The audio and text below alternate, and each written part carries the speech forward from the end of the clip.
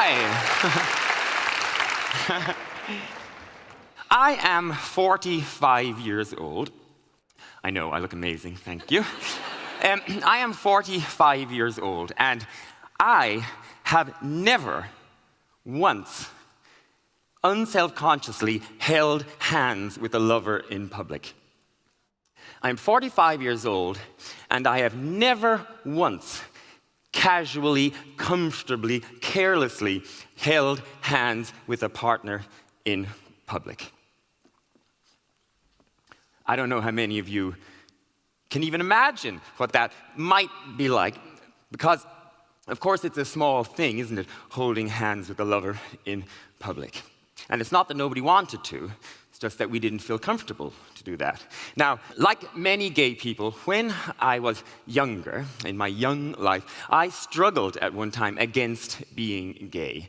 I didn't want to be different. I didn't want to be this thing that I didn't really understand, this thing that I had learned was shameful or joke-worthy.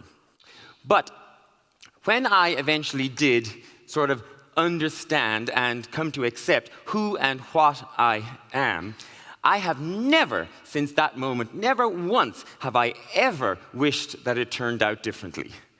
I am thoroughly, deeply, delightedly happy to be gay.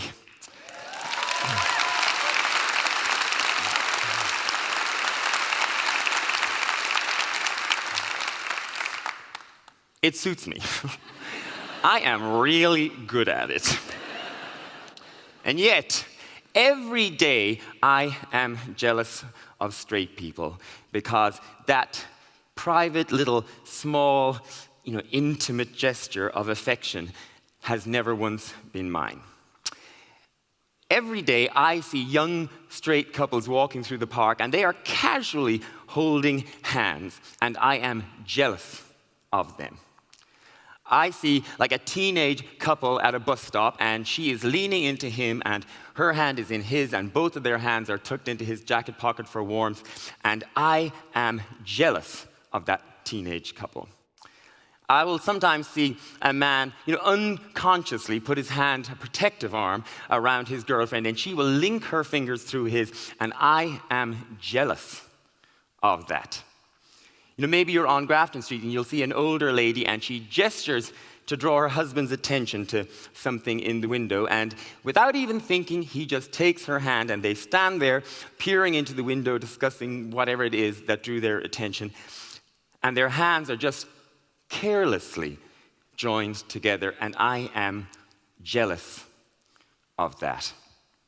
Because gay people do not get to hold hands in public without first considering the risk. Gay people do not get to put an arm through another arm or put a hand on a boyfriend's waist without first considering what the possible consequences might be. We look around to see where are we, who's around, is it late at night, what kind of area is it? Are there bored teenagers hanging around looking for amusement? Are there bunches of lads standing outside a pub? And if we decide that, okay, maybe it's okay, well then we do hold hands. But the thing is that now those hands are not casual and thoughtless. They are now, considered and weighed. But we stroll on hand in hand, trying to be just normal and carefree, just like everybody else. But actually, we're not, because we are constantly scanning the pavement ahead, just in case. And then even if we do see, a group of blokes coming towards us, maybe we will decide sort of silently to continue holding hands, defiantly. But now, our small, intimate gesture between two people in love is no longer a small, intimate gesture. It is a political act of defiance, and it has been ruined. And anyway, then you sort of think, well, we've had such a lovely afternoon, poking around in that garden center, looking at things for the garden we don't actually have. And then you think, all it will take is one spat faggots or a split lip to turn that really lovely afternoon into a bad afternoon that you will never want to remember. And even if you are somewhere where you think, it's perfectly fine here, nobody here is going to react badly to our tiny gesture. I don't know, say you're wandering through a posh department store. Even then, people will notice. Now, they may only notice because they're thinking, isn't it nice to see two gays holding hands in public? But they still notice. And I don't want them to notice. Because then our small, intimate, private, little human gesture has been turned into a statement, and I don't want it to be turned into a statement. Our little private gesture, like Schrodinger's cat, is altered simply by being observed. We live in this sort of homophobic world, and you might think that a small little thing like holding hands in public, well, it's just a small thing. And you're right, it is indeed just a small thing. But it is one of many small things that make us human. And there are lots of small things every day that LGBT people have to put up with that other people don't have to put up with. Lots of small things that we have to put up with in order to be safe or not to be the object of ridicule or scorn. And we are expected to put up with those things and just thank our blessings that we don't live in a country where we could be imprisoned or executed for being gay. And we are so used to making those small adjustments every day that even now we rarely ourselves even notice that we're doing it, because it is just part of the background of our lives, this constant malign presence that we have assimilated. And if we complain about it, we are told that we have nothing to complain about because aren't you lucky that you don't live in Uganda? And yes, I am lucky that I don't live in Uganda.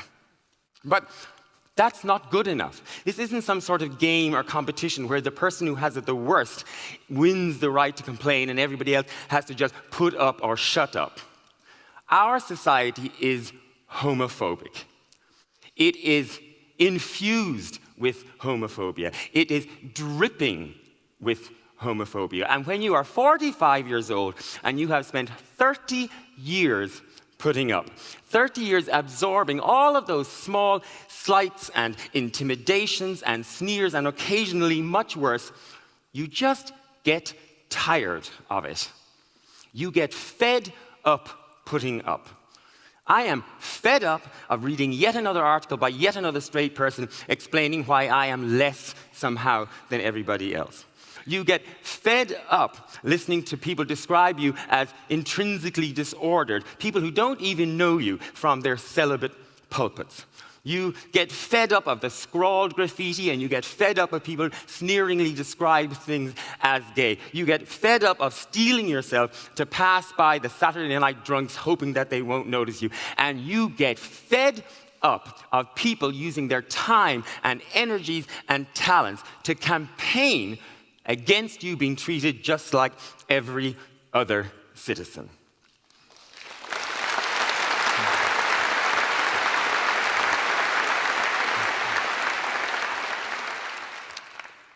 I'm 45, and I'm fed up putting up. Now, I would, of course, prefer if nobody harbored any animosity towards gay people or any discomfort with gay relationships.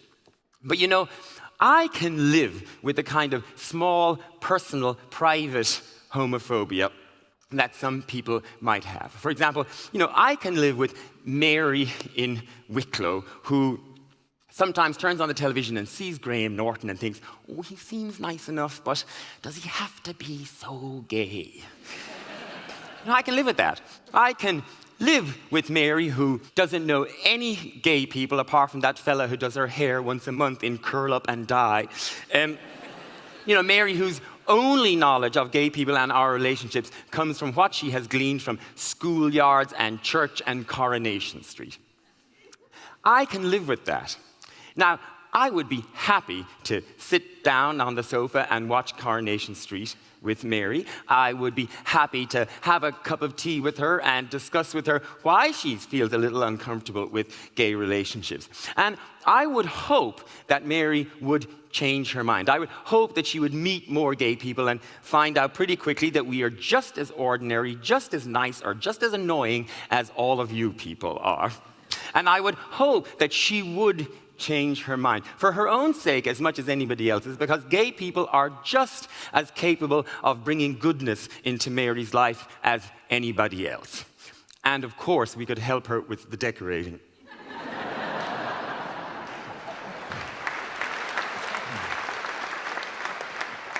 But that kind of personal discomfort with gay people and their relationships is entirely different from the kind of homophobia that manifests itself in public, the kind of homophobia that manifests itself in an attempt to have LGBT people treated differently or less than everybody else, the kind of homophobia that seeks to characterize gay people and their relationships as less worthy of respect. That kind of homophobia I do have a problem with, and I think gay people should be allowed to call it when they see it, because it is our right to do so. Of course, many people object to the word homophobia itself. They object to the phobia part. I'm not afraid of you, they say. But I'm not saying that homophobes cower in fear every time they pass a Cher album, but they are afraid. They are afraid of what the world will look like when it treats gay and lesbian and bisexual people with the same respect as everybody else. They are afraid that they won't fit in this brave new world of equality. But of course, their fear is irrational, because of course the world will not look any different. You know, kids will still want to eat ice cream, dogs will still play fetch, the tide will still come in, and parallel parking will still be difficult. You know, the most vocal homophobes who, know that they long ago lost the arguments, around the decriminalization of homosexual sex, or every other advance for gay people since. These days, you'll find those very vocal homophobes clustered around the same-sex marriage debate. And it is quite the spectacle. Because, of course, they know that they can't come just right out and bluntly say what drives them, which is an animus towards gay people and a disgust at what they imagine we do in bed, because they know that that won't wash with the general public anymore. So they are forced to sort of scramble for any other reason that they can think of to, argue their case. So, gay people are going to destroy the institution of marriage. Gay couples will be wandering through orphanages, picking babies off shelves, trying to find one that matches their new IKEA sofa. Or that allowing gay people to get married will destroy society itself, and many, many more. Well, including my own personal favorite, which is the old argument that the word marriage is defined in some dictionary or other as a union between a man and a woman, and that therefore same-sex marriage can't possibly be a marriage, which is a piffling argument against words and dictionaries, and not an argument against same-sex marriage.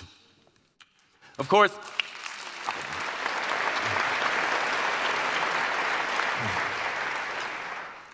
the other real driver of homophobia, and you can all clutch your pearls here because I'm going to go here, is a disgust with gay sex.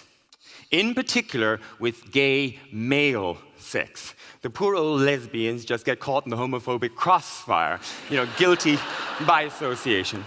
Because what they really don't like is anal sex, sodomy, buggery. And they assume that that is all we do. They feverishly imagine that we spend all day jumping around buggering each other. I mean, they obsess on it. And in fact, what they actually do is reduce us down to this one sex act, whether or not we do it at all. Because we are not regular people with the same hopes and aspirations and ambitions and feelings as everyone else. We are simply walking sex acts. Now, earlier this year, I was invited to take part in the St. Pat's for All parade in Queens in New York. Now, it is a really lovely, charming grassroots event in Queens, which was set up in response to the ban on gay groups marching in the famous Manhattan St. Patrick's Day parade. Now, in that Manhattan St. Patrick's Day parade, any Irish group who wants can march. Irish policemen can march, Irish firemen, Irish footballers, Irish community groups, Irish volleyball teams, Irish book clubs. Any Irish people who want have a good shot at being allowed to march in that parade, except for Irish gays. Because as far as the organizers of that parade are concerned, gays are nothing more than walking sex acts, and there is no place for buggery in their parade. Now, I actually saw a small documentary once about one of the leaders of the organizers of that parade. They are the Ancient Order of Hibernians, and they're like a Catholic Orange Order. They dress the same and everything. And in the documentary, you know, he was a nice owl fella, and he had this lovely wife, and they seemed very happy together. And when I looked at them, I saw this life lived together. And I imagined that if I asked him about their life together, that he would remember, you know, the first time they met. He would remember how nervous he was on their first date together and how proud he was when he turned and saw her coming up the aisle in that dress that she had fretted over for so long. And I imagined that if I asked him, he would remember that phone call to say that she had gone into labor and the dash across town, and the other time when she went so far past her due date that she promised she would bounce up and down on a trampoline until the baby bounced out of her, and how they laughed so hard about that. And I imagine he would remember other occasions, like when their youngest broke his arm and cried all the way to the hospital, and that other time when she was sick and he could not sleep alone in the empty bed, and so in the middle of the night he got up and went back to the hospital even though he knew they wouldn't let him in to see her at that hour. I imagine that he would remember all of those things and many more, all of the small things that go up to making a relationship and making a person a person. And when I looked at him, I imagined all of those things too. But when he looks at me, he doesn't see me that way. He doesn't see gay people that way. To him, we are just sex acts, and there is no place for sex acts in his parade. I am 45 years old, and I am fed up putting up, so I'm not anymore. I'm 45 years old, and I'm not putting up anymore because I don't have the energy anymore. Putting up is exhausting. I am 45 years old, and I'm not putting up anymore because I don't have the patience anymore. 45 years old. I was born 6 months before the Stonewall riots, and you have had 45 years to work out that despite appearances, I am just as ordinary, just as unremarkable, and just as human as you are.